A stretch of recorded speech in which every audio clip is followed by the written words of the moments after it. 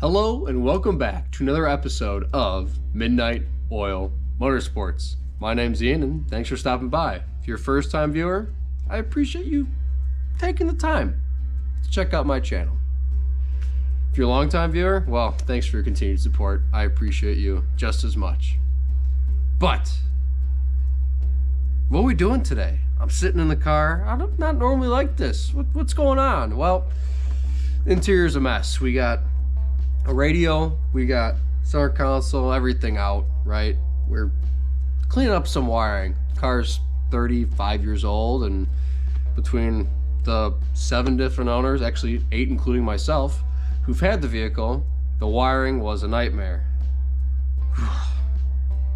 I've torn out a lot of wires, a lot of things not needed, things not going on, or not going to anything, but today we're actually going to be adding something. That's right. With the interior pulled apart, it's actually the perfect opportunity to install. Yeah, that's it. It's a gauge. Nothing too big, nothing too crazy, but it is a coolant temperature gauge. If you remember the last video, or one of the last videos I did, I'm not sure when I'm going to post this because I'm doing 5 different projects at once right now. We had put in a coolant temperature sensor in the coolant reroute in the back of the block. Today, we're actually going to be hooking up to the sensor, or to the gauge, right? So what does it all entail? This comes with a harness. It's really actually not that complicated. The hardest part, honestly, is figuring out where to put your gauge. Is it in the proper spot? And all that jazz. So today we'll go over some of that stuff. And I'm going to go over putting a gauge in one of the eyeball vents, right? I don't really drive this car on the street that much, and also it's got no AC, and at some point the heat's probably gonna come out of it as well, but probably not. I don't know. I'm kind of decided on that. That's TBD. But I don't really use the heat because I drive this during the summer anyways. So, and when I'm racing it, the windows are down. So what's the point of me having all these vents, right? I might keep the ones on the wife's side though, because she gets cold even in the middle of summer. I don't get it. But anyways, we're gonna put this in the eyeball vent closest to me, and then we're gonna, just continue to do what we gotta do. Oh. So today we're actually gonna be changing out the bezel. We're going to be installing it in one of the vents. And then we're also going to be running all the wires, and I'm going to show you how to do all that stuff. So stay tuned. Let's just dive right into it. Let's get it. Okay, step number 1 here. We got some gloves on because I don't want to have to worry about leaving fingerprints on stuff. But you just kind of take the gauge, crack her open. It's on there pretty tight when you first get it, right? Right, take out this plastic piece. This is the actual lens, and then you get to see, whoa, all the stuff underneath the sensor. How cool is that? Leave this sitting upright so nothing gets in there. We're going to take and jimmy this back plate off. Okay.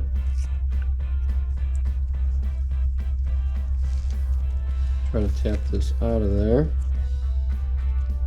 On the front or the back? Kind of hard to see. Oh, there we go. Answers that question. Get the oil temp out of the way. Trying to do this. Sorry. I'm watching the camera too to make sure I'm, where I gotta be here. Set that down in there. Okay. Make sure it's all lined up. I want to make sure there's 2 little dimples on the side. You want to make sure those are lined up. Then from there you put your gasket back on there. And then from there you just set your plastic right on top. And then you take your outer bezel.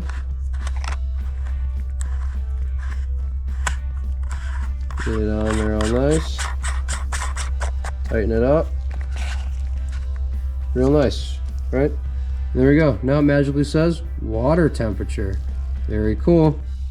Okay, so what a lot of people suggest to do is to use some string or something, or a paper clip, to get back here and yank that vent out, because these are old and fragile and whatnot.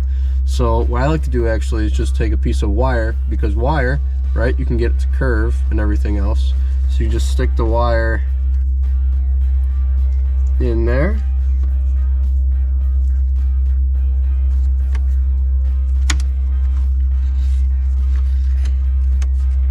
And sometimes you gotta fish it around a little bit. I also used a paper clip or a clothes hanger or other things. Stick it in there, hook it around. Oh. Usually use a little bit thinner gauge wire that you can take and grab both ends then, and just kind of yank it out, just like that. Nice firm pull. Okay, so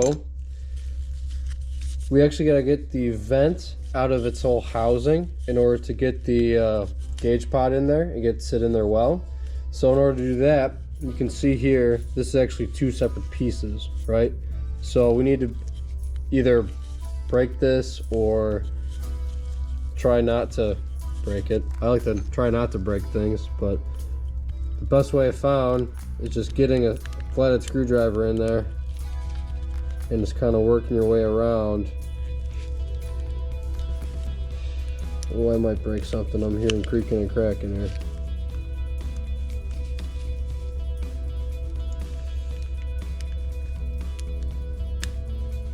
There's little tabs that are in there, but I can't press them. I don't have anything to press them in with.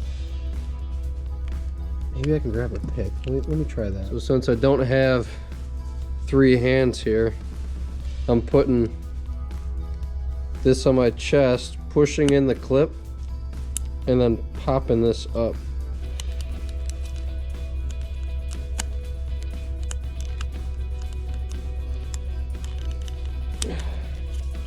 There we go. And from there, take the eyeball, lift it out, right? Super simple. So it's kind of cool here. I took off the bezel, and the gauge fits perfectly in there, right? And you can actually take this part of the bezel, and if you line up all your clips, you actually get it snap back down. Now you have a gauge in your eyeball vent. That seals up very well. Nice. Very cool. Back in the car, if you're looking where the eyeball vent was. Okay, so here's what we got. Down here, we got a ground, which is not my finest work here, but it is what it is. Self-tapper, somebody else used years ago. And again, also not my finest work. We got this T connector, right? These aren't my favorite because the connection can kind of go bad over time. But I'll get the job done for right now. I'm kind of out of time right now. So we got our gauge here, got it plugged in. Don't want to get everything all buttoned up yet, just in case. And there we go, it's on. It should probably read, yep, about 45 degrees, because that's what it is in here. So we're golden. Nice, good job. Let's get this all buttoned up.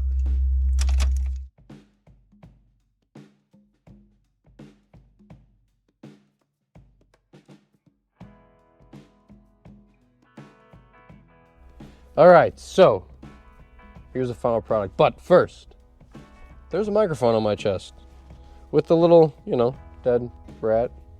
They actually don't call it dead rat. Maybe like a bunny tail. Yeah, maybe a bunny tail or a squirrel tail, whatever you're into. Hopefully it sounds a little bit better. I was kind of not loving the GoPro mic, but it's what I had. So we're invested a little bit more. I'm kind of excited, but I guess we'll see if it sounds better when the time comes to edit this. But final product, here we go. Big reveal. Boom, we got the trim ring for the gauge on here. We got the trim ring for the vent. That's what they're called. So we needed the trim ring for the gauge on here, like I didn't have before, because we need that to keep the plastic cover for the gauge on. And the trim ring, I had it installed without it because I didn't think it'd fit, but I didn't like how it looked. But I had a solution to figure out how to get this on here. And I'll edit it in post because I was getting kind of frustrated, to be honest, and stopped recording because it's kind of running short on time. So here's what we got, right? So we've got the trim ring going on the back of the gauge and then lining it up to where I think it should be around even, right? And then from there, lining it up with the tabs on the side of the vent, because that's where the vent clicks in, right? So after we got all that lined up, we were able to snap the trim ring and gauge in as one piece. And then from there, I was able to, you know, put on the front piece and do all that jazz. And hopefully I can edit this all in, because otherwise you're just see me talking, and that's not fun. You want to see me work. That's the whole point of this. You just want to see me work and have a little bit of fun. And you know what? I am having fun. And even though I got frustrated, I'm still having fun. Because that's part of it. I want things to look good. I want to function and look good. Sometimes you can't have both though. But I think this is both. So, with all that being said, I think it's finally time I can close out one of the 5 projects I'm working on right now. So hopefully these videos should be a little more rapid fire. So fingers crossed if I got the time and if the weather holds. It's been pretty cold here in Northern Illinois, but you know what? We're doing it. We're out here just burning that midnight oil, right? Right, that's what the whole channel's about. So if you like the video, give it a like. If you really like the video, consider subscribing, because honestly, I love when people do. Seeing that number goes up, even if it's just 1 or 2 a video, I'm ecstatic. I love it. I really, really do. And honestly, I love the people that comment too.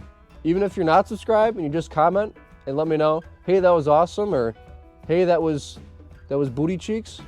You know what? It's feedback. I like to know it, right? So speaking of feedback, let me know how this is. I think I'll know when I edit the video, but honestly, right now I have no idea. Haven't even edited one video with this yet. So anyways, get out there, work on your car, because it's not gonna work unless you work on it. And just go burn that midnight oil. Whether it's by yourself, with some friends, get some garage sodas or garage adult beverages, if you're into that. But not necessary, not required. So just go out there, burn that midnight oil. Later, guys.